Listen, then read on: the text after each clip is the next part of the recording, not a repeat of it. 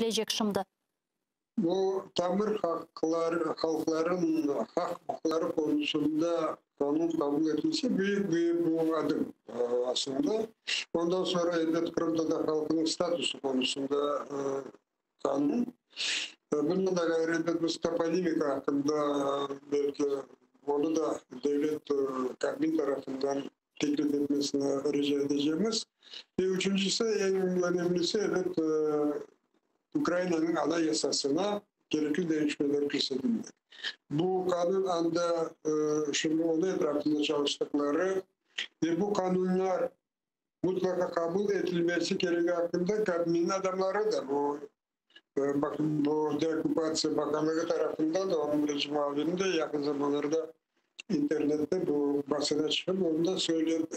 Onun için böyle kanun projesi kabin tarafından teklif edeceğinden eminiz.